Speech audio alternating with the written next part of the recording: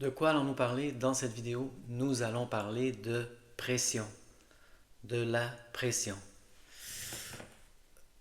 Est-ce que vous êtes le genre de personne qui se met beaucoup de pression sur les épaules? Vous mettez de la pression sur vous-même. J'espère que vous le savez à ce point-ci, la pression est l'ennemi du reconditionnement de la douleur. Il ne faut pas se mettre de pression pour... Il faut faire attention au mot qu'on dit, guérir, se réparer.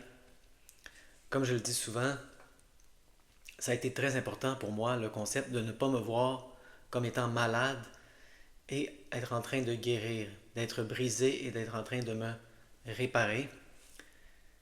Il n'y a rien à guérir, il n'y a rien à réparer, votre système nerveux est apeuré, il faut le calmer, il faut l'apaiser.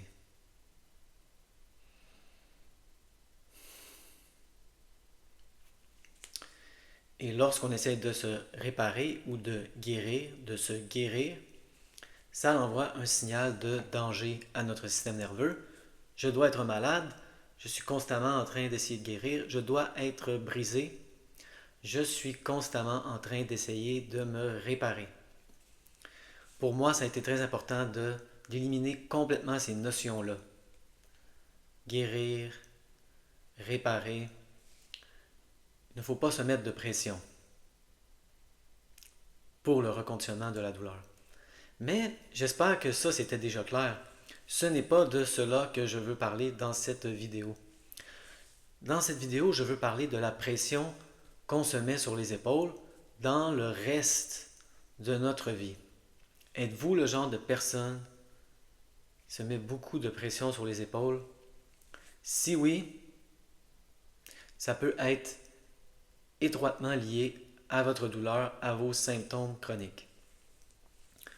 Comme je le répète souvent, il y a beaucoup de douleurs qui est du simple conditionnement.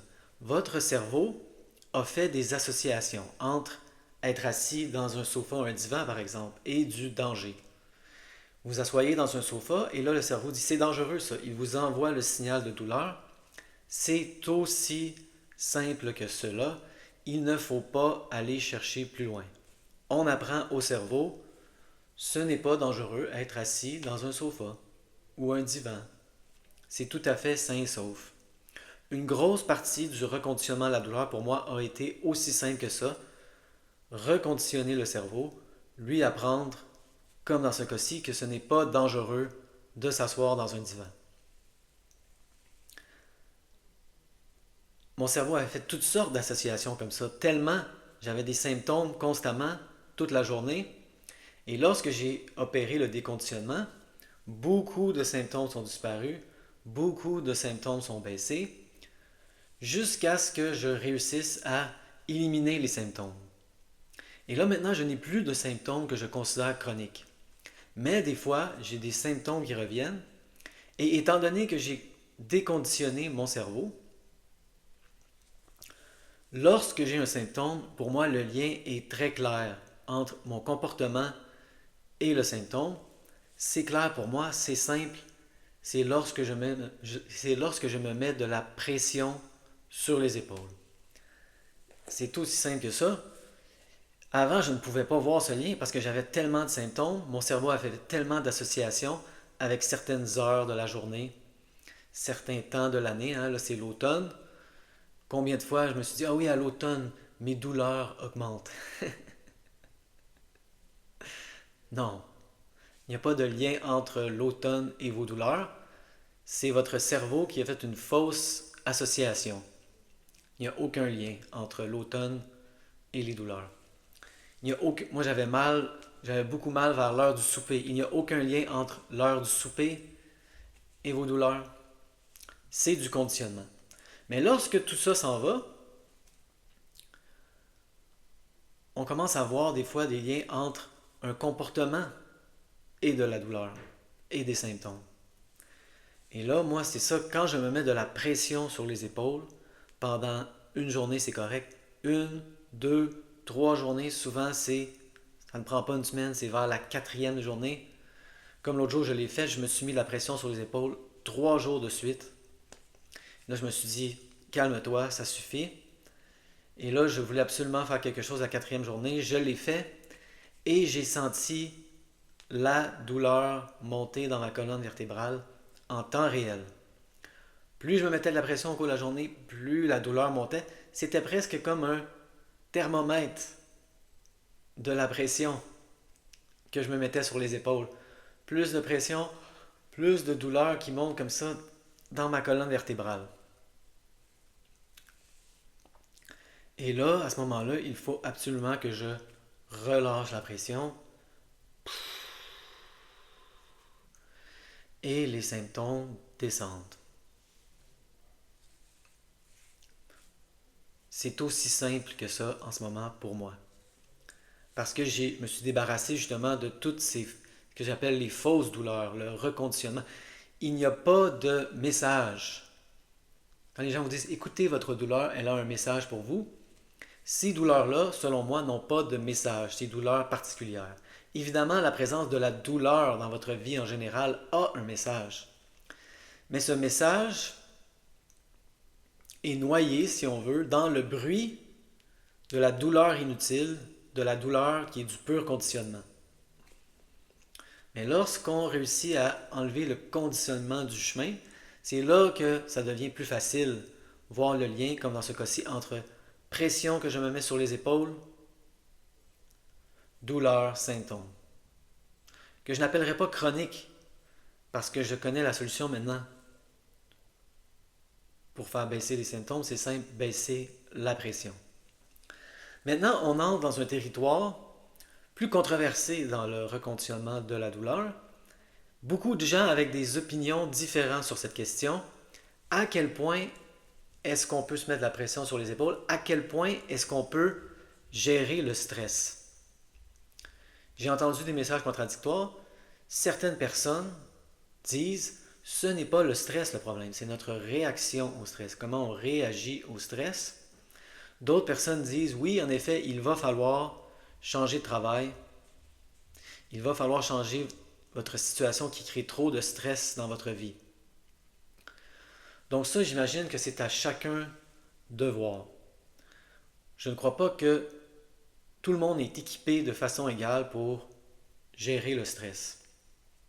Et là, justement, peut-être qu'il y a un travail à faire pour, si on a de la difficulté, gérer le stress de mieux en mieux.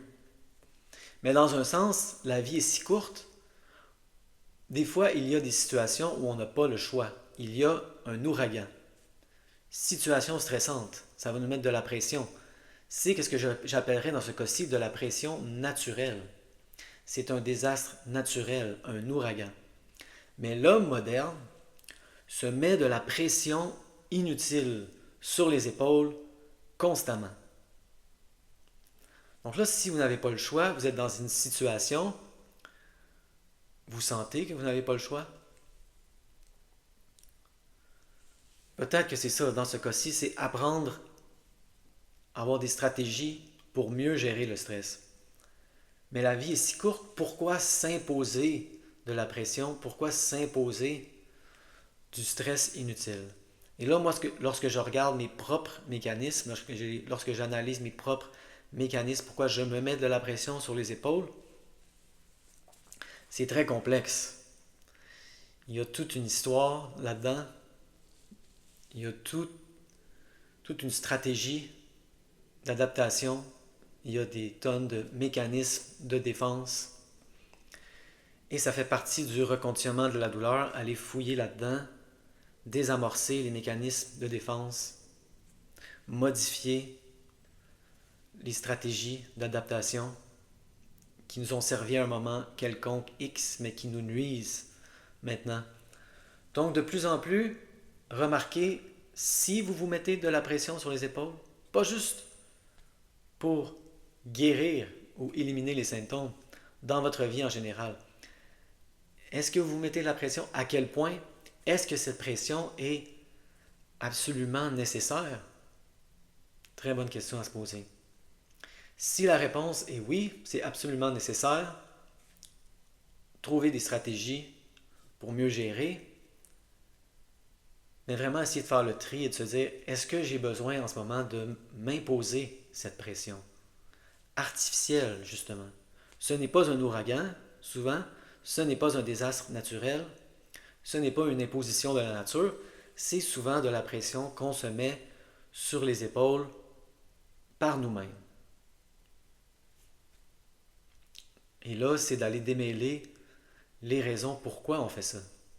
Pourquoi est-ce que je me mets de la pression inutile, peu utile, artificielle sur les épaules? Souvent, les réponses à ces questions remontent à très loin dans notre vie, souvent notre situation familiale d'origine. Donc c'était ça le message de cette vidéo. Je voulais vous montrer un exemple, le mien, où la pression que je me mets sur les épaules est directement reliée à mon niveau de symptômes. Plus il y a de pression, plus il y a de symptômes. Je relâche la pression. Ce n'est pas instantané, mais les symptômes baissent. C'est aussi simple que ça fait plusieurs fois maintenant que je vais à travers ce cycle. Et là, pour moi, justement, ça va être un travail.